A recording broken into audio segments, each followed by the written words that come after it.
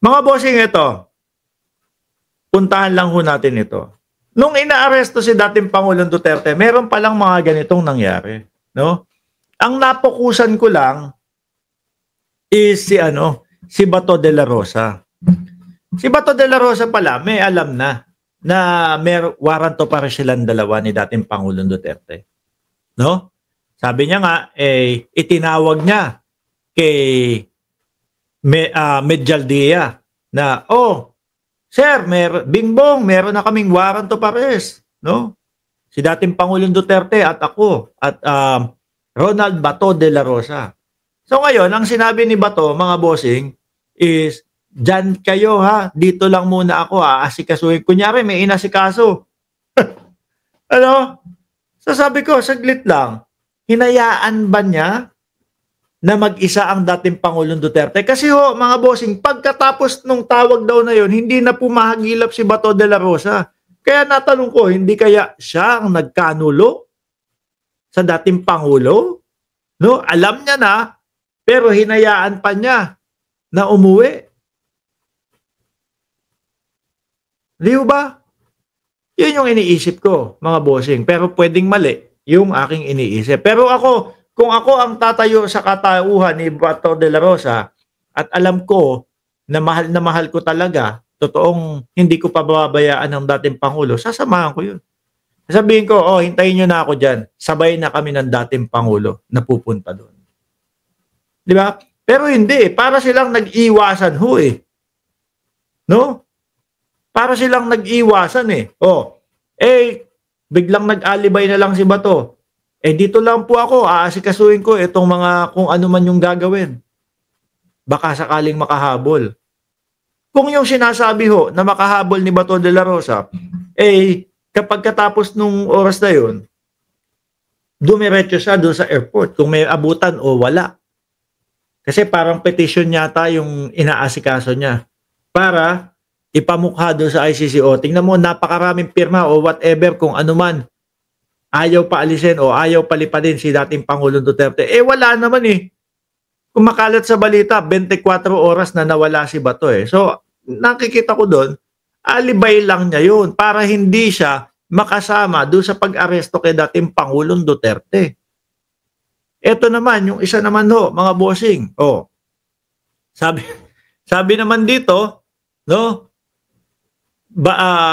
Interview ni General Torre, nagbangka siguro si Hanilet, no? Walang passport pero galing ng Hong Kong.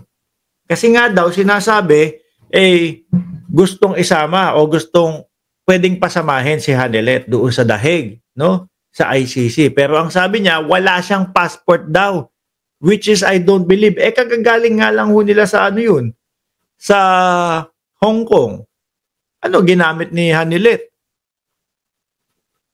Pagpasok ng Hong Kong, kahit naman ho sino, mga kababayan, hindi makakapasok o makakalipad sa ibang lugar kung wala kang dalang pasaporte. No? Hindi kaya ang gustong sabihin niya dito is walang visa sa the Netherlands? Tingin ko naman kahit wala siyang visa, magkakaroon o magiging kumbaga tingin ko lang ho, no? Hindi.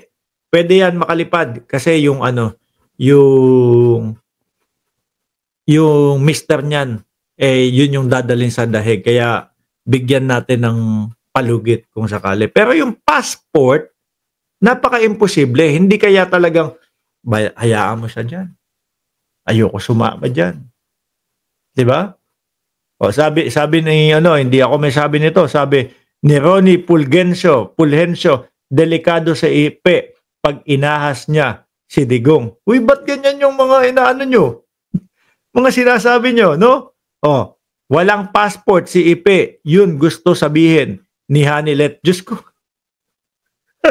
Bakit yan yung mga sinasabi ninyo? Basahin ko ha.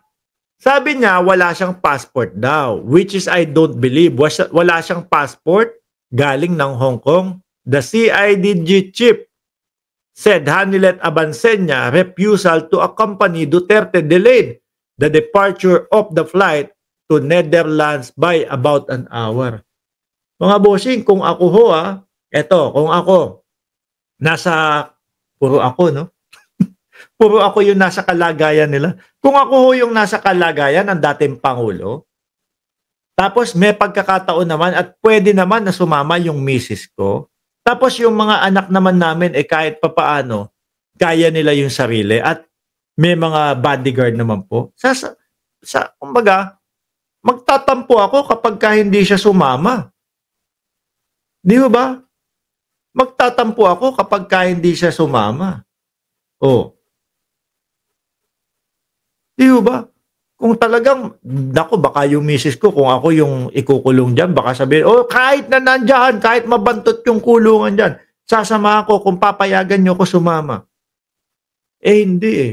Bakit, ano kaya ang talagang dahilan ni Hanilet? Bakit hindi siya sumama? Yun kaya talaga yung walang passport? Kasi, yung walang passport, mga bossing, wala, hindi totoo yun. Nakalipad nga ng Hong Kong eh. Sabi ni JB Trinidad, nakakagulat, biglang comfort si Ipe kay Hanilet. No, di naman niya kamag-anak yun. Tapos, ito pa, mas malakas umiyak si Badoy kesa kay Hanilet. Mga kababayan. Nagtatanong lang naman tayo. Bakit ganun? Bakit ganun, ano? Mga bossing. Hindi ayokong isipin na ganon. Pero doon sa mga kilos nila talagang magtataka ka eh. Bakit ganon? No? Isa ba sa inyo yung nagkanulo o pinabayaan na lang ang dating Pangulong Duterte? Ako, ang pagkakaintindi ko doon sa sitwasyon ni Bato, biglang nawala at biglang namatay yung cellphone.